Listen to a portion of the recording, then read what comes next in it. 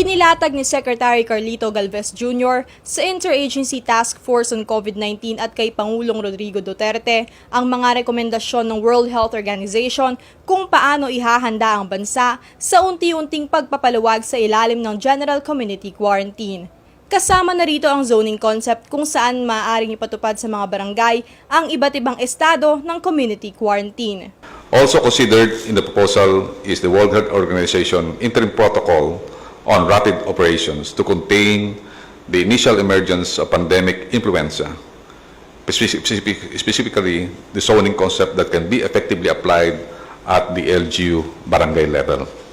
Kailangan umano na hinay-hinay ang pag-aalis sa lockdown upang maiwasan ang biglaang pagkalat ng sakit, lalo na kung hindi handa ang mga pasilidad sa isang lugar.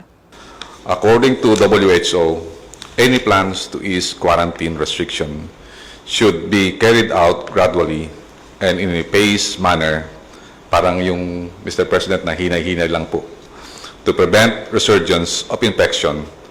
Pabor naman ng ilang alkalde na bigyan sila ng otoridad na magdesisyon sa ipatutupad na paghihigpit sa mga barangay na kanilang nasasakupan. Sila raw ang higit na nakatutok at nakakaalam sa mga patakaran para maiwasan ang pagkalat ng COVID-19. Huwag kanya-kanya na mo kasi unong talagang atin positive yung katalungan na kailangan mag-lockdown lang. Meron rin barangay officials, ang purang local officials.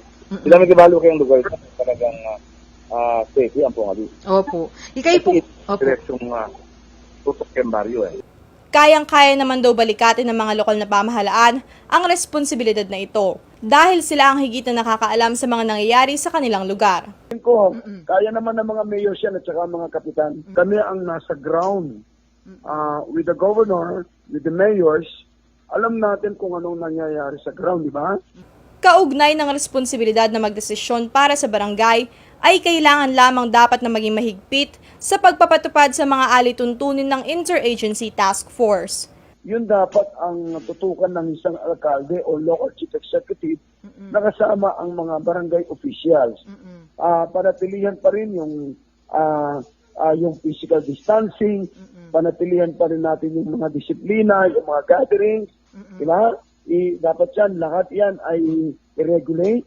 Bagamat wala pang pinal na desisyon ukol dito, ang anumang rekomendasyon ay dapat umunong dumaan sa Provincial at Regional Interagency Task Force. Kasama si Jenna Lumbang Parungaw sa pagbabalita.